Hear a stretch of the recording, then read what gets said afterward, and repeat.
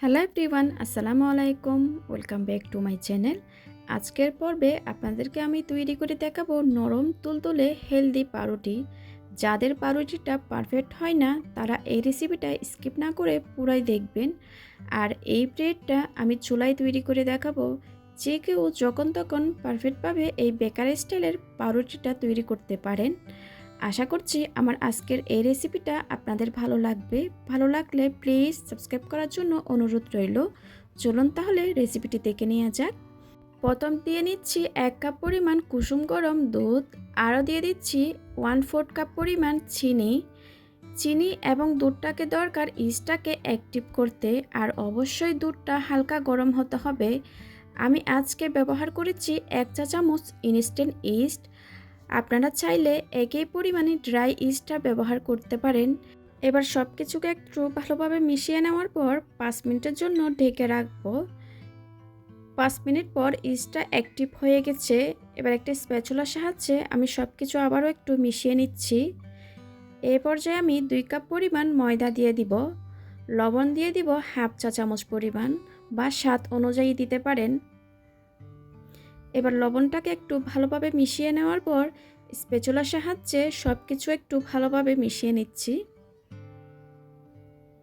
আপনারা চাইলে দুধের পরিবর্তে 1 কাপ পরিমাণ পানি ব্যবহার করতে পারেন।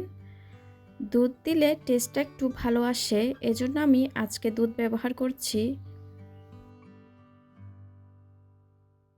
স্প্যাচুলার সাহায্যে খুব ভালোভাবে মতার পর এ পর্যায়ে আমি হাত দিয়ে এই ডোটাকে মতে নিব।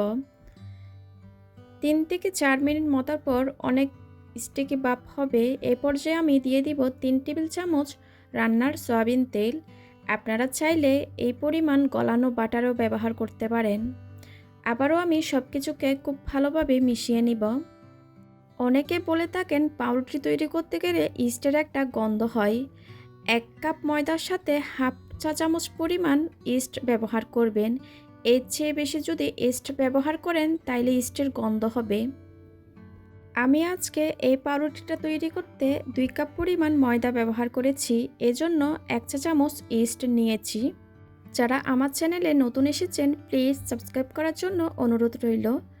আপনাদের সাথে কথা বলতে বলতে ডোটা খুব ভালোভাবে 8 থেকে 10 মিনিট পর্যন্ত আমি মতে নিয়েছি।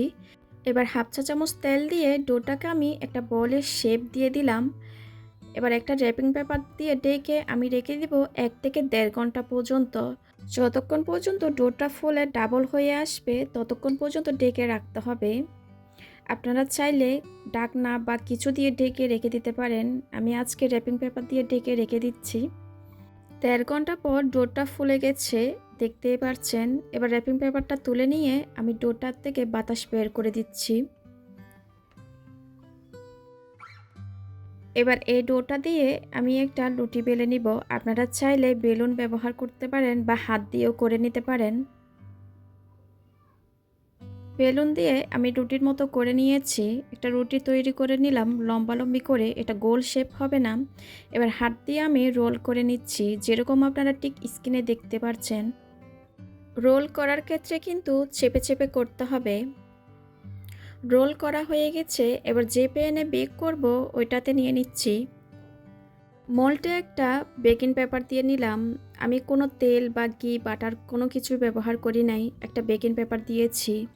এবার র্যাপিং পেপার দিয়ে ঢেকে রেখে দিব 1 ঘন্টার জন্য। 1 ঘন্টার পর দেখবেন ডোটা ফুলে ডাবল হয়ে গেছে। 1 ঘন্টা হয়ে গেছে, দেখতেই পাচ্ছেন ডোটা কিন্তু ফুলে উঠেছে আবারও।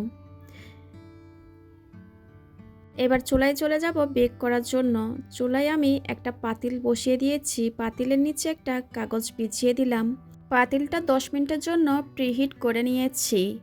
আপনারা অবশ্যই পাতিলের নিচে কিন্তু কাগজ বসিয়ে দিবেন। এবার আমি মোল্ডটা বসিয়ে দিয়ে 30 মিনিটের জন্য পাউরুটিটা বেক করে নিব। চলুন তাহলে 30 মিনিট পর ফিরে আসি। 30 মিনিট হয়ে গেছে, দেখতেই পাচ্ছেন পাউরুটিটা কিন্তু হয়ে এসেছে। এবার ঢাকনাটা তুলে নিব। দেখতেই পাচ্ছেন উপরে কিন্তু সুন্দর একটা কালার চলে এসেছে। আমি এবার ঢাকনা দিয়ে ঢেকে আবারও রেখে দিব যতক্ষণ না পর্যন্ত পাউরুটিটা ঠান্ডা হয়ে আসে।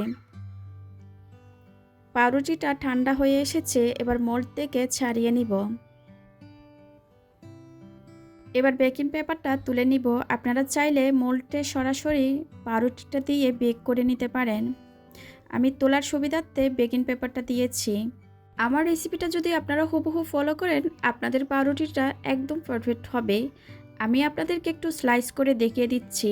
দেখতেই পাচ্ছেন পাউরুটিটা একদম পারফেক্ট হয়েছে। এই পাউরুটিটা কিন্তু 2 থেকে 3 দিন ফ্রেশ থাকে। একটা পাউরুটি স্লাইস নিয়ে আপনাদেরকে একটু দেখিয়ে দিচ্ছি কীরকম হয়েছে। চুলায় বেক করার কারণে নিচ দিয়ে একটু হিট বেশি লাগে, এতে করে টেস্টের কোনো পরিবর্তন হবে না। আমি আশা করছি আমার আজকের রেসিপিটা আপনাদের কাজে লাগবে। যদি সবার পছন্দ হয়ে থাকে প্লিজ লাইক অ্যান্ড সাবস্ক্রাইব করবেন। কোনো প্রশ্ন থাকলে কমেন্ট সেকশনে গিয়ে কমেন্ট করে জানাবেন। আজকের ভিডিও দেখার জন্য সবাইকে অনেক ধন্যবাদ। সবাই খুব ভালো থাকবেন। আল্লাহ হাফেজ।